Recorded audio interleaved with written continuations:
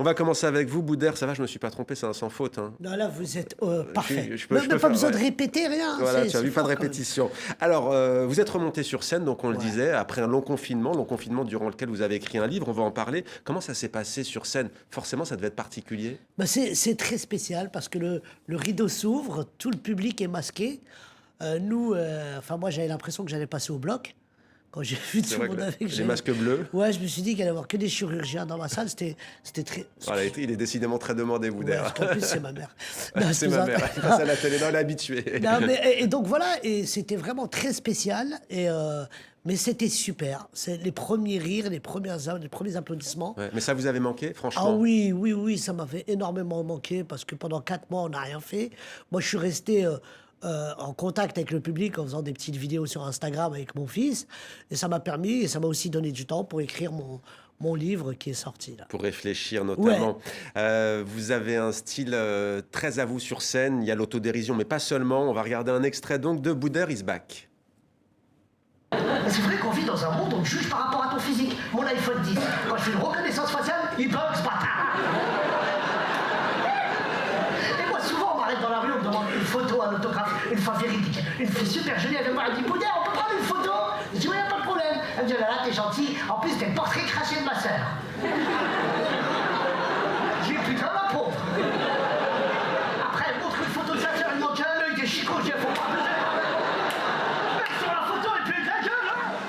Voilà, c'est drôle, Boudère, mais c'est pas gratuit. Là, en fait, vous interrogez le poids de plus en plus fort dans nos sociétés du paraître, du physique, de la dérision, enfin, comme on pourrait dire aussi, oui, c'est ça, du selfie. J'essaie de combattre cette idéologie qui dit qu'il y a des beaux, il y a des moches, il y a des grands, il y a des petits, il y a des gros, il y a des maigres. C'est fatigant, en fait. Moi, j'ai toujours bien vécu, mon physique...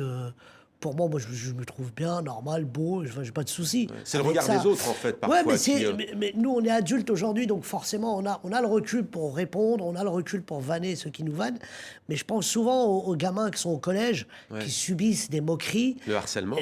Parce que les moqueries ne s'arrêtent pas dans la cour de récréation, ça continue après dans les réseaux sociaux.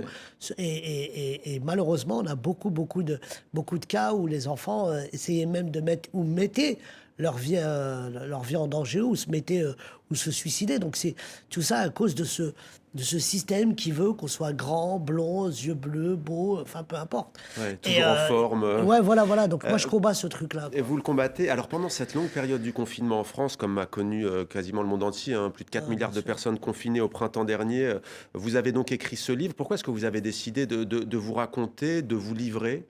Parce que j'en avais marre de... Au début, ça me faisait rire, comme tout le temps, mais j'en avais marre qu'on raconte ma vie à ma place. C'est-à-dire que quand j'allais dans les réseaux de recherche comme Google et tout ça, et que je tapais Boudère, il y avait au moins 2-3 pages où on me prêtait des noms de maladies, en disant « Ouais, il a un physique comme ça parce qu'il est très malade, parce qu'il va vivre jusqu'à 35 ans. » C'est telle maladie orpheline. Ouais, voilà. Alors que moi, je trouvais ça super marrant au départ. Je trouvais ça très drôle parce que je suis très vanneur et je suis très dans l'autodérision et ça m'a permis d'en parler dans mon spectacle aussi. Sauf que ça a commencé à moins me faire rire quand j'ai eu des témoignages de parents en détresse qui m'écrivaient pour me dire mon fils a la même maladie que vous. Aïe.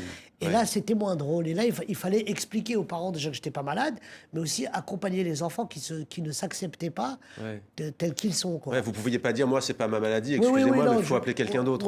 J'ai pas voulu être obsolète à tout ça, mais je dis non, moi, je suis pas malade, je ressemble à mon grand-oncle, qui était un grand docteur au Maroc, et je suis très fier de lui ressembler, mais je n'ai aucune maladie, ni génétique, ni frénétique, ni rien du tout. Voilà qui est dit. Vous mettez les points sur les i dans ce livre, vous racontez aussi les débuts. Comment vous êtes venu à l'humour, d'ailleurs? L'humour, moi, je suis parti d'une idée où je me disais qu'en France, il faut avoir un trousseau de clés professionnel et et peu importe la porte qui s'ouvrirait, il faudra y rentrer, quoi. Donc moi, j'ai essayé la comptabilité, ça n'a pas marché.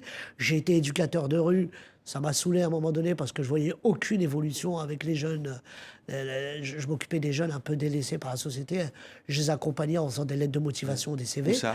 Dans le quartier de la Grange-Aubel, dans le 10e arrondissement et dans le 19e à Paris, un peu aussi à Aubervilliers en banlieue. Et j'ai vu en 10 ans, il n'y avait pas de... Il n'y avait rien qui changeait.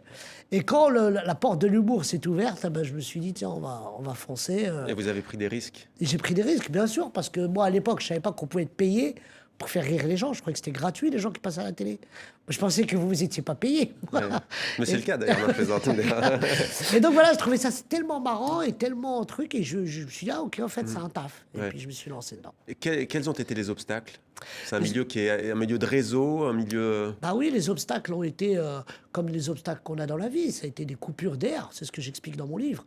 Les obstacles, ça a été les salles vides. Ça a été le fait de pouvoir avoir une notoriété. Alors, chose qui est facile aujourd'hui grâce au téléphone, grâce aux réseaux sociaux, grâce aux vidéos qu'on peut faire. C'est très facile d'être connu aujourd'hui, c'est ça que je veux dire. C'est-à-dire qu'à l'époque, moi, quand je jouais quand je débutais, si on passait pas dans les chaînes hertziennes, parce qu'il n'y avait même pas de TNT, bah, on ne pouvait pas remplir nos salles. Et c'est là où j'ai eu la rencontre avec Mousse Diouf, qui a été, paix à son âme, qui a été vraiment celui qui a appuyé sur le bouton et qui m'a pris à bras-le-corps et qui m'a... Mousse Diouf, on vous voit d'ailleurs avec vous en photo hein, sur le livre. Il nous a quittés, il avait 47 ans seulement. C'était il y a 8 ans maintenant de cela. Il a beaucoup compté pour vous. D'ailleurs, photo d'ailleurs très, très forte, très touchante. Boudère, difficile de ne pas parler bien entendu de votre pays natal, le Maroc. Quel est le lien que vous avez aujourd'hui avec ce pays? Bah, le Maroc, moi, ça a été mon point de départ. C'est là où je suis né. Bon, j'ai pas grandi, j'ai grandi en France, mais j'y retourne tout le temps, tous les ans, moins 5, 6, 7 fois par an. Et oui, j'ai une vraie attache. Le Maroc, c'est le cœur, c'est le sang qui coule en moi. Et donc voilà, et pas que le Maroc, je vais beaucoup en Algérie, je vais beaucoup en Tunisie. Vous avez joué en Tunisie, Maghreb United. J'adore l'Afrique aussi, la Côte d'Ivoire, enfin tout. J'ai joué mon spectacle un peu partout. J'ai cette chance qu'il soit universel et francophone. Et je me veux être citoyen du monde. Citoyen du monde, un trait d'union. Merci beaucoup, Boudère. Merci infiniment d'être venu sur notre plateau.